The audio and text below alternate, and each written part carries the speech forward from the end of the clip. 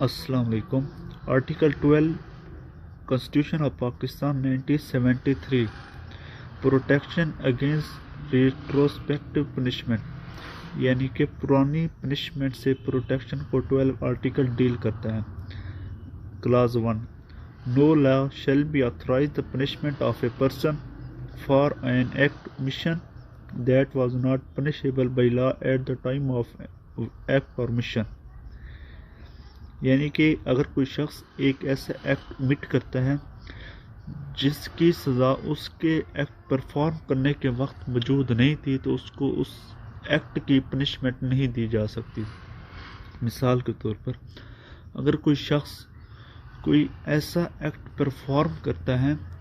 جو کہ اس ایکٹ کے پرفارم کرنے کے وقت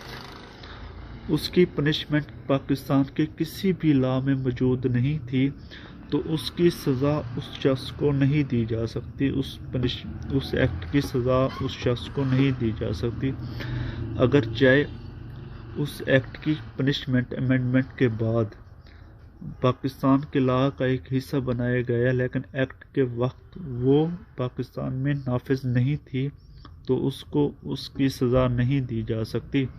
ہاں، اگر کوئی امینڈمنٹ کے بعد وہ ایکٹ پرفارم کرتا ہے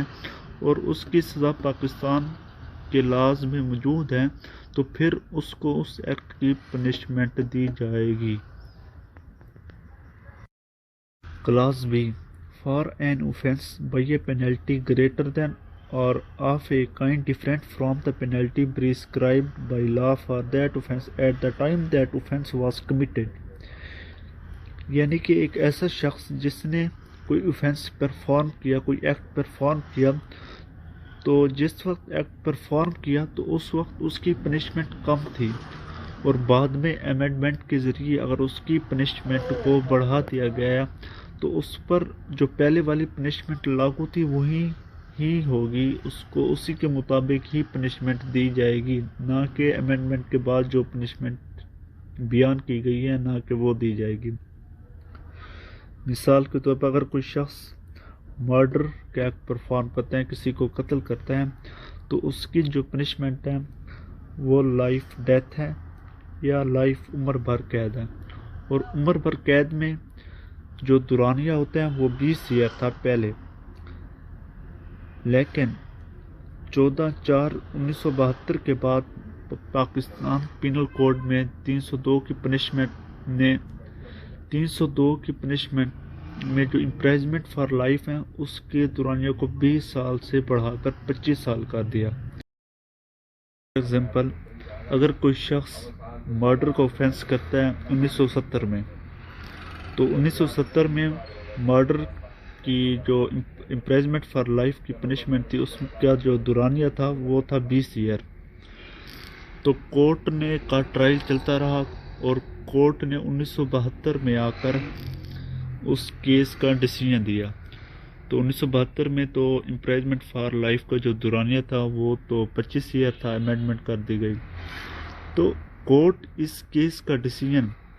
اس کے پرانے جو امینڈمنٹ سے پہلے جو پنشمنٹ موجود تھی اسی کے مطابق ہی سزا دے گی، نہ کہ امینڈمنٹ کے بعد جو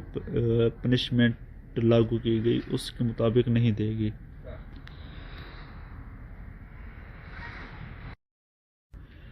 Clause 2.